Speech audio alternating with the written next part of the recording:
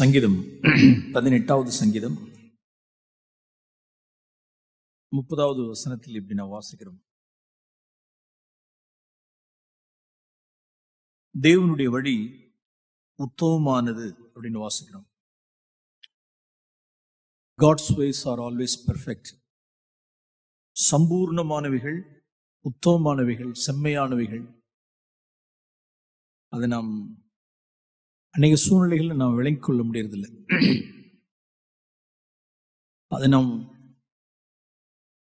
அதை அறிந்தவர்கள், அதை விசுவாசித்தவர்கள், இந்த வழி தேவனுடைய வழி உத்தமமானது, அது செம்மையானது, அது சம்பூர்ணமானது என்கிறவர்கள் எல்லா சூழ்நிலையிலும் தேவனை மகிமைப்படுத்துவார்கள், தேவனை துதிப்பார்கள்.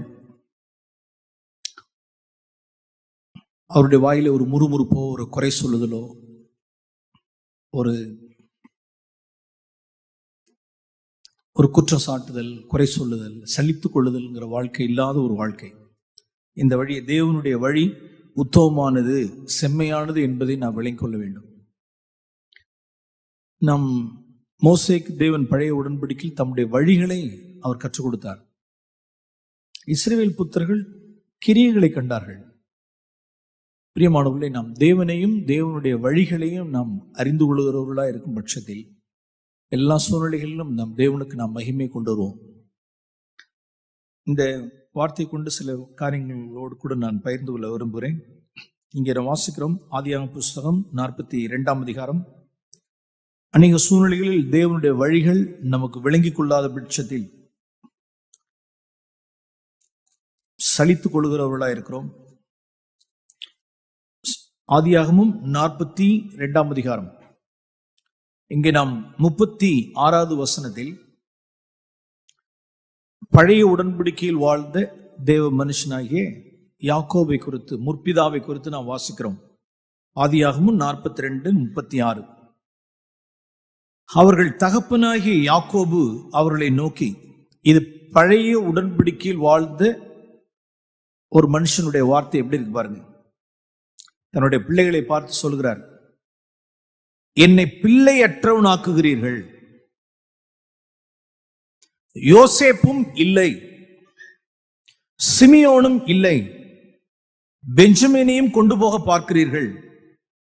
நடக்கிறது எல்லாம் எனக்கு விரோதமாக நேரிடுகிறது, நடக்கிறது எல்லாம் எனக்கு விரோதமாக நேரிடுகிறது என்றான். நடக்கிறது எல்லாம் ஏன் தான் எனக்கு இப்படி விரோதமா நடக்குதுன்னு தெரியல. எனக்கு நடக்கிறது எல்லாமே எனக்கு விரோதமா நடக்குது, நடக்கிறது எல்லாம் எனக்கு விரோதமாகவே. இந்த வார்த்தை யாக்கோபுனுடைய வாயில இருந்தா பரவாயில்ல. புதிய உடன்படிக்கையில் அது நம் மத்தியில் உள்ளதான விசுவாசிகளுடைய நாவில் இந்த வார்த்தை இருக்குமானால் அவருடைய விசுவாசம் கேள்விக்குறிதான். நடக்கிறது எல்லாம் எனக்கு விரோதமா நடக்குது. இங்க பாருங்க 36ஆம் வசனத்துல இது என்ன பேக்ரவுண்ட், இந்த வசனத்தினுடைய பின்னணி என்னவென்றால், ஜோசப் அவங்கள பிடிச்சு வச்சுக்கிட்டார், தன்னுடைய சகோதரர்களை பிடிச்சு வச்சுக்கிட்டார். முதல் வார்த்தை எவ்வளவு தூரத்துக்கு, இந்த வார்த்தை எவ்வளவு, யோசேப்பும் இல்லை. இப்ப சொல்லுங்க, யோசேப்பு இல்லையா? யோசேப்பு இருக்காரா இல்லையா? யோசேப்பு இருக்கிறாரு. ஒண்ணு யோசேப்பு, ஆனா அவருக்கு என்னவா தெரியுது? யோசேப்பு இல்ல, கண்ணுக்கு மறைவா இருக்கு. தேவனுடைய வழிகள், தேவனுடைய தீர்மானங்கள், தேவனுடைய திட்டங்கள் எல்லாம் நம்ம கண்ணுக்கு மறைவா இருக்கு. ஆனால் பார்க்கிறப்ப எப்படி இருக்கு அப்படின்னா, நாம் தரிசித்து நாம் நடக்கக்கூடாது, நாம் விசுவாசித்து நடக்கணும். யோசேப்பு இல்ல, அது யாக்கோபனுடைய காரியம். யோசேப்பு இருக்கிறார். அடுத்தது சிமியோனும் இல்லை. நீங்க சொல்றீங்கடா, நீங்க சொல்றீங்க சிமியோனை சிறைப்பிடிச்சு வச்சிருக்கிறார், பிணை கைதியா வச்சிருக்கிறார், பெஞ்சமினை விட்டாதான் சிமியோனை நான் ரிலீஸ் பண்ணுவேன்னு சொல்லியிருக்கார். நீங்க ஒரு கதை சொல்றீங்க. உங்க கதையை என்னால என்ன செய்ய முடியல, நம்ப முடியல. அவன் உயிரோட இருக்கிறானா இல்ல பிணை கைதியா இருக்கானா எனக்கு தெரியல. நீங்க கதை சொல்றீங்க, நான் நம்புறேன். என்னை பொறுத்த வரைக்கும் சிமியோனும் இல்ல. இப்ப யாரையும் கொண்டு போக பாக்குறீங்க? இப்ப பெஞ்சமினையும் கொண்டு போக பாக்குறீங்க. என்னை பிள்ளை அற்றவனாக்குகிறீர்கள். எனக்கு நடக்கிறது எல்லாம் எனக்கு விரோதமாவே நடந்துகிட்டு இருக்கு. இதெல்லாம் எனக்கு விரோதமா நடக்குது. இப்ப இதுல ஏதாவது உண்மை இருக்கான்னு சொல்லுங்க. இதுல ஏதாவது உண்மை இருக்கா? இதுல எதுவும் உண்மை இல்லை, தோற்றம். அப்படி தேவனுடைய தீர்மானங்களும் தேவனுடைய வழிகள். யாக்கோபு எப்படி சொல்லியிருந்தாரா நல்லா இருக்கும்.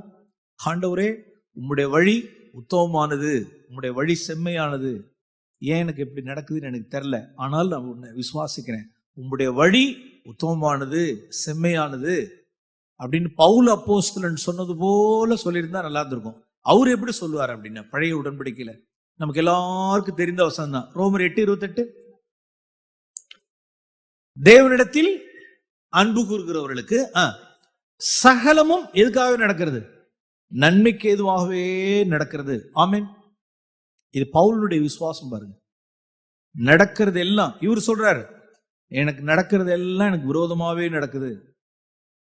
சலிச்சுட்டு சொன்ன வார்த்தை. நீ பிள்ளையற்றவன் ஆக்குறீங்க, இப்ப இவனையும் கொண்டு போக பாக்குறீங்க. பவுலுடைய விசுவாச அறிக்கை எப்படி இருந்துச்சு அப்படின்னா, ஆண்டவரிடத்துல நான் அன்பு கூர்ந்திருக்கேன், அவரிடத்தில் அன்பு கூறுகிற எனக்கு நடக்கிறது அத்தனையும் நன்மைக்கு எதுவாகவே நடக்கிறது. சகலம் எதுவா இருந்தாலும் சரி, அது நஷ்டமா இருக்கட்டும், நிந்தையா இருக்கட்டும், காரியங்களா இருக்கட்டும். பிரியமானவர்களே, இந்த ஸ்டேட், இந்த இதுல இருக்கக்கூடாது.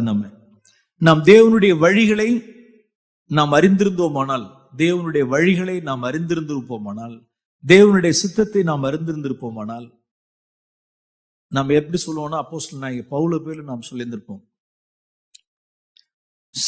சகரியா போனன் கடந்த ஆரம்ப நாட்களில் கான்ஃபரன்ஸ்ல பெங்களூர் பட்டணத்துல, அந்த நாட்கள்ல ஆரம்ப காலத்துல சொன்ன ஒரு இலிஸ்ட்ரேஷன், ரோமர் 8:28க்கு ஒரு ஓமானம் சொன்ன நாட்களை நான் அறிவேன் அப்படின்னு பதிஞ்ச ஒரு காரியம். ரோமர் 8:28. நம்ம வீடுகள் எல்லாம் இப்போ அக்வா ஃபில்டர், இந்த ஆர்ஓ அக்வா, வீட்டில் சில வீடுகள்ல அக்வா ஃபில்டர் இருக்கும், சில வீடுகள்ல இருக்காது. எத்தனை வீட்டுல இருக்கும்? கை தூக்க பாப்போம். எத்தனை வீட்டுல அக்வா இருக்கும்? சில பேர் மினரல் வாட்டர் வாங்கி வச்சுக்குவாங்க, சிலர் அக்வா வச்சுக்குவாங்க. பாருங்க, ஒரு சிலர் தான் பாருங்க. இன்னைக்கு எல்லாருக்கும் அக்வா ஃபில்டர். இந்த கான்ஃபரன்ஸ்ல அட்டன் பண்ண போறவங்க எல்லாரும் நம்ம இப்போ எதை எடுத்துட்டு போவோம் வீட்டுக்கு? Aqua filter. ஜாக் ஒரு இலிஸ்ட்ரேஷன் சொன்னார், அதை நான் சொல்றேன். அதாவது அந்த சென்னை பட்டணம் முதல்ல இந்த அக்வா ஃபில்டர், இந்த தண்ணி பியூரிஃபையர், தண்ணியை சுத்தப்படுத்துறதான இந்த டிவைஸ், அந்த கருவியை முதலாக பெரிய பெரிய பட்டணங்கள்ல, மும்பை, சென்னை, டெல்லி, கல்கட்டா, இப்படிப்பட்ட பட்டணங்கள்ல அந்த டிவைஸை முதல்ல கொண்டு வரப்ப ஜனங்கள் யாரும் அதை என்ன செய்யல, நம்மள இது என்ன, இது தண்ணியை சுத்தப்படுத்துறதாமே அப்படிங்கும் பொழுது அவங்க டெமோ பண்றதுக்காக என்ன செய்வாங்க அப்படின்னா, பேட் வாட்டர், நல்ல தண்ணி இல்லாத கெட்ட தண்ணியை கூட எடுத்துக்குவாங்க. ஒரு பக்கெட்ல கெட்ட தண்ணியை எடுத்துக்கிட்டு இந்த அக்வால என்னத்தை ஊற்றுவாங்க, அதை ஊத்திட்டு இதை வெளியில வரும்பொழுது நல்ல தண்ணியா வரும். அப்பயும் ஜனங்கள் என்ன செய்யலாத, இது எவ்வளவு தூரத்துக்கு உண்மை, இதெல்லாம் யார் இது டெஸ்டிஃபைடா, அது டெஸ்டிஃபைடு வாட்டராங்கிறது தெரியாதபடிக்கு முழிச்சுக்கிட்டு இருந்த நாட்கள். அந்த நாட்களை நிறைய எல்லா இடங்களையும் டெமோ பண்ணி காமிப்பாங்க. அந்த டிவைஸை எடுத்துட்டு போய், அந்த பியூரிஃபை, அந்த ஃபில்டரை எடுத்துட்டு போய் கெட்ட தண்ணி எடுத்து ஊத்தி நல்ல தண்ணி காமிப்பாங்க. அது அந்த நாட்கள்ல வந்த புதுசு. அப்ப சாக் அதை பார்த்து ஒரு ஓமானமா சொல்லுவார். ரோமர் 8:28 என்பது, ரோமர் 8:28 அப்படிங்கிறதான அந்த ப்ராமிஸ், அந்த வாக்கு தத்தமானது அக்வா பியூரிஃபையர் மாதிரி, அக்வா ஃபில்டர் மாதிரி. என்ன அது நல்லதோ நல்லதை விட்டுருங்க, எவ்வளவு கெட்டது உள்ளார ஊத்தினாலும் சரி, நம்மளுடைய ஜீவிதத்தில், நம்மளுடைய வீட்டில், ஒவ்வொருவருடைய விசுவாசியனுடைய வாழ்க்கையிலும், ஒவ்வொருத்தருடைய ஆணு பொண்ணு, சிறுசு பெருசு, பெரியவங்க, குடும்பஸ்தர், எல்லார் இடத்துலையும் நாம் இருக்க வேண்டிய ஒரு இது என்ன ஃபில்டர் இருக்கணும்? Aqua filter. நம்மளுடைய வாழ்க்கையில எது உள்ளார வந்தாலும் சரி, தேவனிடத்தில் அன்பு கூறுகிற, தேவனை விசுவாசித்திருக்கிற, தேவனிடத்தில் காத்திருக்கிற, அவரை சார்ந்திருக்கிற, அவருக்கு முதலிடம் கொடுக்கிற அப்படி ஒரு அக்வா ஃபில்டர் நம்ம வீட்டுல இருக்குமானால் எதை எடுத்து உள்ளார ஊத்தினாலும் சரி, என்ன வெளியில வந்துடும் சொல்லுங்க பாப்போம்? என்னவா வரும்? நன்மையா வரும். ஆமீன். என்ன நடந்தாலும் சரி, நாம் முதல்ல தியானிச்சது போல எந்த சிக்ஷையா இருந்தாலும் சரி, எந்த தீங்கா இருந்தாலும் சரி, எந்த நஷ்டமா இருந்தாலும் சரி, அத்தனையும் தேவன் அதை என்னவா முடிய பண்ணுவார்? அதை நன்மையாக முடிய பண்ணுவார். ஆமீன். That is our faith. யாக்கோபு சொல்ற மாதிரி சொல்லக்கூடாது, எனக்கு நடக்கிறது எல்லாம் எனக்கு விரோதமா நடக்குது, எனக்கு நடக்கிறது எல்லாம் விரோதமா நடக்குது, தீங்காவே நடக்குது, மனுஷர் சூது பண்றாங்க, தீவினை பண்றாங்க, சதி செய்யறாங்க, துரோகம் பண்றாங்க, எனக்கு இப்படி எல்லாம் நடக்குதே. No no no no. நம்ம வீட்டில் இருக்க வேண்டியது, ஒவ்வொருத்தரிடத்திலும் வாழ்க்கையில் இருக்க வேண்டியது, மெய்யாகவே ஒரு அக்வா டிவைஸ் நம்ம வீட்டில் இருக்குதோ இல்லையோ, ரோமர் 8:28 அக்வா டிவைஸ் நம்ம வீட்டில் ஒவ்வொருடைய வீட்டில் இருக்கணும். இருக்குமானால் நம்ம வாழ்விலே நகரும் எல்லா காரியங்களும் சகலமும் அதுக்குள்ள போயிட்டு வெளியில வரும் பொழுது என்னவாதான் நமக்கு முடியாது, நன்மையா தான் முடியும். ஆமீன். இதுக்கு எந்த விதமான காஸ்ட் கிடையாது. விசுவாசத்தோடு நீங்க ஃப்ரீயா கொண்டு போகலாம். இப்ப இந்த ஹால்ல இருந்து போறப்ப நீங்க ஒவ்வொருத்தரும் எதோட வீட்டுக்கு போகணும் சொல்லுங்க? உங்களுக்கு இலவசமாய் வழங்கப்படுகிறது இந்த மீட்டிங்ல உங்களுக்கு அக்வா ஃபில்டர் ஃப்ரீ. இப்ப எவ்வளவு விற்கிது காஸ்ட்? அதெல்லாம் 10,000 10,000 எவ்வளவு? 10,000 12,000 எல்லாம் போட்டு என்னால வாங்க முடியாதுன்னு கேட்டா, தேவன் நமக்கு இலவசமாய் ஃப்ரீயா ஒரு அக்வா கொடுக்கிறாரு. அது ஒண்ணு இருந்துச்சுன்னா போதும். அது நம்மளுடைய விசுவாசத்தில், நம்முடைய ஜீவிதத்தில் அந்த வசனம் ரோமர் 8:28 இருக்குமானால் என்ன நடந்தாலும் சரி. இப்ப சொல்றாரு பாருங்க யாக்கோபு, இப்படி நடக்குது எனக்கு, அப்படி நடக்குது, அப்படி நடக்குது, இப்படி நடக்குது, எனக்கு விரோதமாய் நடக்குது, அவ்வளவும் நாம் அதை விசுவாசித்திருப்போமானால், தேவனிடத்தில் மாத்திரம் நாம் அன்பு உறவுகளாய் இருப்போமானால், அத்தனை நமக்கு என்னவா மாறிடாது, நன்மையாய் முடிய பண்ணுவார். அப்படிதான் ஜோசப் சொல்லுவார், நீங்கள் எனக்கு என்ன செய்ய நினைத்தீர்கள்? தன்னுடைய சகோதரிடத்துல பார்த்து சொல்லுவார், நீங்க எனக்கு தீமை செய்ய நினைச்சீங்கப்பா, தேவன் என்னவாய் முடிய பண்ணினார்? நன்மையாய் முடிய பண்ணினார். நீங்க எனக்கு தீமை செஞ்சீங்க. அவர் பழைய உடன்படிக்கையில் வாழ்ந்த ஜோசப் அப்பார போல இல்ல. அவர் தன்னுடைய குமாரன் ஜோசப் தேவனை விசுவாசித்த, தேவனுடைய ஆவியை பெற்ற மனுஷன், தேவனுக்கு பயந்திருந்த மனுஷன், அவனுடைய வாழ்க்கையில் தேவனை தேவனிடத்தில் அன்பு கூர்ந்த மனுஷன், தேவனுக்கு முன்பாக பிழைச்ச மனுஷன், தேவனுடைய காட் கான்சியஸாக இருந்த மனுஷன். ஜோசப் ஒரு காட் கான்சியஸ் மேன். இப்படிப்பட்டவர்கள் தேவன் தேவன் தேவன் தேவன் தேவன் தேவனுடைய ஜோசஃபனுடைய வாழ்க்கையில இங்க இருக்கிற சில வாலிப பிள்ளைகளுக்காக சொல்றேன். ஒரு 17-18 வயசு 30க்குள்ள அந்த பையனுக்கு எத்தனை தடவைன்னு சொல்லிட்டு நான் டெஸ்ட் பண்ணி பார்த்தேன், வேதத்தை பார்த்தேன், 7 தடவை சொல்லியிருப்பார். பூரணமாய் ஒரு காட் கான்சியஸா இருந்திருப்பார். தேவனுக்கு விரோதமான நான் பொல்லாங்கு செய்வது எப்படி பாருங்க. ஒரு வாலிபனுக்கு தேவனிடத்தில் அன்பு கூர்ந்து தேவனுக்கு முன்பாக பிழைச்ச மனுஷன் பார், தேவனுக்கு விரோதமாக இப்படிப்பட்ட பொல்லாங்கு செய்வது எப்படி? அடுத்தது, தேவனே உமக்கு மங்களகரமான உத்தரவு அருள் சொல்வார். தேவன் என் வருத்தம் யாவையும் மன்னிக்க பண்ணினார். மனாசே பெக்கிறப்ப தேவன் என்னை வர்த்திக்க பண்ணினார் என்று சொல்லி இளையவனுக்கு எப்ராஹிம் என்று பெயரிட்டார். சிந்தைய பாருங்க, எல்லாம் தேவன் தேவன் தேவன் தேவன். நீங்கள் அல்ல, தேவனே என்னை அனுப்பினார். நீங்கள் அல்ல, நீங்கள் தீமை செய்ய நினைத்தீர்கள், தேவனும் அதை நன்மையாக முடிய பண்ணினார். ஒரு வாலிப வயசுல உள்ள ஒரு பையனுக்குள்ள சிந்தை பாருங்க. God conscious man, God conscious, தேவனுக்கு முன்பாகவே பிழைக்கிறது. ஆண்டவரே, இவங்க இல்ல, இவங்க பிரதர்ஸ் கிடையாது, நீங்க அனுமதிச்சிருக்கீங்க, நன்மையா முடிவு பண்ணிருக்கீங்க, உமக்கு ஸ்தோத்திரம். தேவன் பார்வோனுக்கு மங்களகரமான உத்தரவு சொல்வார். தேவனுக்கு விரோதமாய் நான் பொல்லாங்கு செய்வது எப்படி? தேவன் என் வருத்தம் யாவையும் நீங்க பண்ணினார். தேவன் என்னை பழுக பண்ணினார். இப்படிப்பட்டவர்கள் தேவனை எல்லா வகையிலும் தனக்கு முன்பாக நோக்கி நிறுத்தி தேவனிடத்தில் அன்பு கூர்ந்திருக்கிற எந்த மனுஷனுக்கும் எந்த தீமையும் என்னவாதான் முடியும். நான் நினைக்கிறேன் பழைய ஏற்பாட்டு காலத்திலே வாழ்ந்த ரோமர் 8:28 விசுவாசித்து அவன் வாழ்க்கையில ஒரு அக்வா வச்சிருந்தார். யாரு?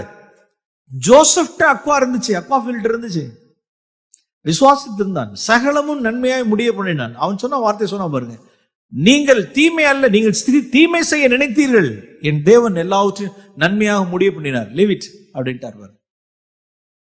பிரியமானவர்களே, ஒரு ஓல்ட் டெஸ்ட்மென்ட் இப்படி இருப்பானால் புதிய உடன்படிக்கையில் பவுல் எவ்வளவு அதிகம், இயேசு எவ்வளவு அதிகம், நாம் எவ்வளவாய் அதிகமாய் இந்த வசனத்தை நாம் விசுவாசித்திருக்க வேண்டும்.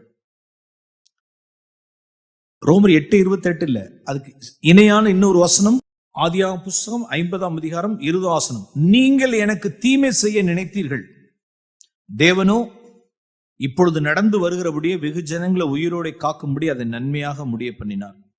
நீங்கள் தீமை செய்ய நினைத்தீர்கள், தேவன் அதை நன்மையாக முடிய பண்ணினார். அப்ப யாரிடத்துல அக்வா இருந்துச்சு? அக்வா ஃபில்டர் யார்கிட்ட இருந்துச்சு? பழைய ஏற்பாட்டு ஜோசப்னுடைய வாழ்க்கையில அக்வா ஃபில்டர் இருந்துச்சு. அவனுடைய சகோதரர்கள் எல்லாம் ஒட்டு மொத்தமா சேர்த்து அவனுடைய வாழ்க்கையில தீமையான தண்ணி எடுத்து ஊத்துனாங்க. தீமையான தண்ணியை, தீய தண்ணியை, பேட் வாட்டர்ஸ் எடுத்து ஊத்துனாங்க. அவருடைய சகோதரர்கள் எடுத்து ஊத்துனாங்க. போத்திபாருடைய மனைவி எடுத்து ஊத்துனான். மனைவி எடுத்து ஊத்துறான். தீமை எடுத்து ஊத்துறாங்க. பொய் குற்றச்சாட்டு எடுத்து ஊத்துறாங்க. வெளியில என்னவா வெளியில வந்துச்சு அப்படின்னா, அந்த அக்வால இருந்து வெளியில வர்றது அப்படின்னா இட்ஸ் குட் வாட்டர். பிரியமானவர்களே, இந்த ஒரு வாழ்க்கை இந்த மனுஷனிடத்தில் நான் வாசிக்கிறோம். பவுல் இதுதான் சொல்றாரு, சகலமும் தேவனிடத்தில் அன்பு கூறுவர்களுக்கு எந்த தீமையும் நன்மையாய் முடிய பண்ணுவார். ஆமீன். இந்த காலை வேளையில, ஆண்டவரே எனக்கு மனுஷர்கள் இப்படி தீங்கு செய்யறாங்க, என் புருஷன் தீங்கு செய்யறார், என் இன்லாஸ் தீமை செய்யறாங்க, என்னுடைய உறவினர்கள், என்னுடைய பங்காளிகள் எனக்கு தீமை செய்ய நினைக்கிறாங்க, எனக்கு எல்லாம் விரோதமா நடந்துகிட்டு இருக்குன்னு சொல்லிட்டு இருதயத்துல பொறுமை இருக்க வேண்டாம். உங்களுக்கு தேவை தேவனிடத்துல அன்பு கூறணும், அவ்வளவுதான். தேவனை விசுவாசிங்க, இளைப்பாறுதலா இருங்க. தேவனை மாத்திரம் நீங்க விசுவாசித்திருந்து இளைப்பாறுதலா இருந்து தேவனுடைய வழி உத்தமமானது நீங்கள் அறிக்கையிடுவீர்களானால் வெளியில வரக்கூடியது ஒரு நன்மை அங்கிருந்து வெளியில வரும். உபாகமம் புஸ்தகம் 23ஆம் அதிகாரம் இன்னொரு இதுக்கு சரியான இன்னொரு சத்தியங்களை வாசிக்கிறோம். உபாகமம் புஸ்தகம் 23ஆம் அதிகாரம் 5ஆம் வசனம். உபாகமம் 23ஆம் அதிகாரம் 5ஆம் வசனம். நல்ல அருமையான வாசனம். இங்க உன் தேவனாகிய கர்த்தர் உண்மையில் அன்பு கூர்ந்தபடியால் வாசிக்கிறோம். 5ஆம் வசனம். உன் தேவனாகிய கர்த்தர், ஒரு தடவை. பிலேயாமுக்கு செவி கொடுக்க சித்தம் இல்லாமல் உன் தேவனாகிய கர்த்தர், 2 தடவை. உண்மையில் அன்பு கூர்ந்தபடியால் உன் தேவனாகிய கர்த்தர், 3 தடவை. அந்த சாபத்தை உனக்கு ஆசீர்வாதமாக மாற பண்ணினார். பாருங்க, இங்க ஒரு அக்வா ஃபில்டர், இங்க ஒரு அக்வா டிவைஸ். பாருங்க என்னவா? 5ஆம் வசனம். கர்த்தர் பிலேயாமுக்கு செவி கொடுக்க சித்தம் இல்லாமல் உன் தேவனாகிய கர்த்தர் உன்மேல் அன்பு கூர்ந்தபடியால் உன் தேவனாகிய கர்த்தர் அந்த சாபத்தை, அதாவது என்னாவ புஸ்தகம் 22ஆம் அதிகாரத்துல நீங்க போய் 22, 23 வாசிச்சு பாத்தீங்கன்னா, கொடுமுடியில நின்னு பாலாக் டேந்து பைசா வாங்கிட்டு கனத்தையும் பணத்தையும் வாங்கிட்டு கூலி பேசிட்டு கொடுமுடியில் நின்று இஸ்ரவேல் ஜனங்களை சபிக்கிறதுக்காக ஒரு மனுஷன் போய் நிக்கிறான். பாருங்க, நிக்கிறான், சபிக்கிறதுக்காக போய் நிக்கிறான். ஆண்டவர் சொல்லியிருக்கிறார், நீ சபிக்க கூடாதுன்றார். ஆனா கூலி வாங்கியாச்சு. வாயிலிருந்து இப்ப கொடுமுடியிலிருந்து ஜனங்களை பார்த்து நான் நினைக்கிறேன், பாருங்க, இங்க அங்க சொல்லப்படாது, இங்க சொல்லப்பட்டிருக்கு. உன் தேவனாகிய கர்த்தர் அந்த சாபத்தை உனக்கு என்னவா மாற பண்ணினார். அப்ப பிலேயாம் he tried his level best. எப்படியாவது வாங்கின கூலிக்கு இந்த ஜனங்களை எப்படியாவது சபிச்சணும்னு சொல்லிட்டு தேவன் ஒரு பக்கம் சொல்றாரு, ஒரு பக்கம் சொல்றார் போவாதே அப்படின்றார், போவாத மீறி போனான். போவாதன்னா மீறி போறான். போய் சரி அங்க போய் நின்னுட்டு அவர்களை ஆசீர்வதிக்கணும் அப்படின்னு சொல்றாரு. அங்க போய் he tried his level best. வாங்கின கூலிக்கு தேவன் எச்சரித்திருந்தும் அந்த திருட்டு தீர்க்கதரிசி அந்த ஜனங்களை பார்த்து என்ன முயற்சித்தான் என்றால், பாருங்க, உன் தேவனாகிய கர்த்தர் அந்த சாபத்தை அப்படின்னு நம்ம பாஷையில சொன்னா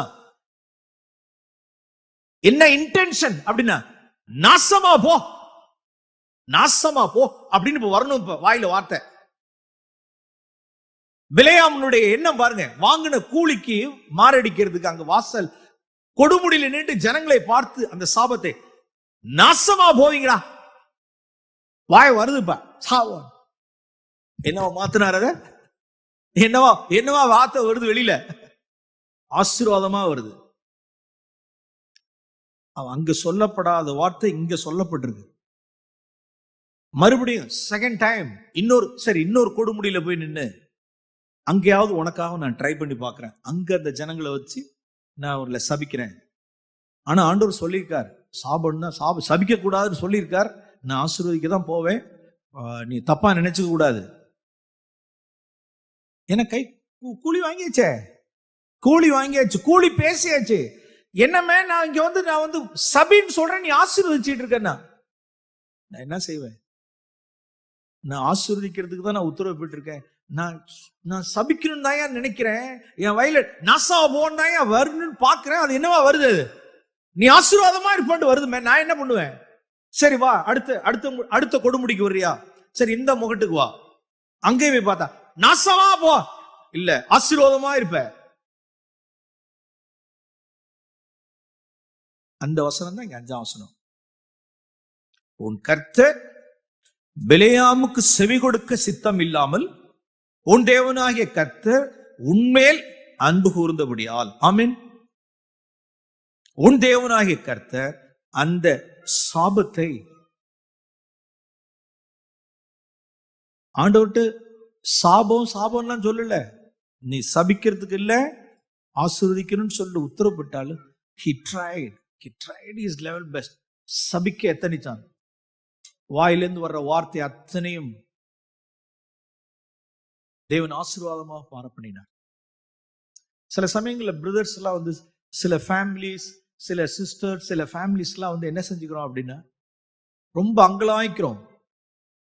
மனுஷர்களை, தூதர்களை, சபையினுடைய மூப்பர்களை, எல்டர்ஸ, இவங்க எங்களுக்காகவே பேசுறாங்க, எங்களை ஹிட் பண்றாங்க, எங்களை அட்டாக் பண்றாங்க, எங்களை வந்து தாக்குறாங்க, இது எனக்கே வந்தது, எனக்கு அந்த அம்பு எனக்கே வந்தது, என்னை அட்டாக் பண்றாங்க. இந்த வசனத்தை நீங்க விசுவாசித்து இருப்பீர்களான்னு இந்த வார்த்தையை நீங்க சொல்லவே மாட்டீங்க. ஒரு தீர்க்கதரிசி ஆனவன் தேவனுடைய சித்தம் இல்லாதபடிக்கு மனுஷீகமாய் ஒரு வார்த்தையை பேசுவாரானால், காங்கிரிகேஷன் சபையில் உள்ள ஜனங்களை பார்த்து ஒரு வார்த்தையை மனுஷீகமாய் ஒரு காரியத்தை பேசுவாரானாலும் பேசிட்டு போட்டோம், அவர் பேசிட்டோம். தேவன் உன்மேல் அன்பு கூர்ந்தபடியால் அது என்ன வார்த்தையா இருந்தாலும் அந்த வார்த்தையை தேவன் என்னவாய் முடிய பண்ணும்? ஆசீர்வாதமாய். ஆமென். நீங்க இடர்ல அடையணும், எனக்காக பேசினார், நீ எடுக்கணும் தேவையில்லையே. நீங்க கூலா இருக்கலாம், நீங்க இளைப்பாறுதலா இருக்கலாம். இஸ்ரவேல் ஜனம் கூலா இருந்தா போதும், இஸ்ரவேல் இடத்தில் அக்கிரமம் இல்லாமல் இருந்தா பாதுகாத்துட்டா போதும். குற்றம் இல்லாமல், அக்கிரமம் இல்லாமல் உங்களுடைய காரியங்களை பார்த்துக் கொள்ளுங்க. தீர்க்கதரிசி என்று பேசுகிற மனுஷர்கள் ஏதாவது காரியங்களை பேசுறாங்கன்னு வச்சுங்க, தேவன் செவி கொடுக்க சித்தம் இல்லாமல் அது சாபமா இருந்தாலும் ஆசீர்வாதமாக முடிய பண்ணுவார். ஆமென். இடர வேண்டிய அவசியமே கிடையாது. நான் இடறிட்டேன், அந்த வார்த்தை எனக்காக பேசப்பட்டது, நான் குத்தப்பட்டேன், நான் இடரப்பட்டேன். இந்த வார்த்தை விசுவாசிக்கணும். நாம் கர்த்தர் உண்மையில் அன்பு கூர்ந்தபடியால் உன் தேவனாகிய கர்த்தர், யாரு சபிக்க போறது கிடையாது. பிலேயாம் சொல்றது போல யாரு சபிக்க போறது கிடையாது. அந்த வார்த்தையும் கூட என்னவாக்க முடியும்? சாபமான வார்த்தைகளை கூட தேவன் ஆசீர்வாதமாய் மாற பண்ண முடியும். ஏன் அப்படின்னா நம்மள்ட்ட என்ன இருந்த போதும் அக்வா. ரோமர் 8:28. ஆமென். ரோமர் 8:28 இருந்தா போதும். Praise Lord. நமக்கு நன்றி ஆண்டவரே, நமக்கு ஸ்தோத்திரம்.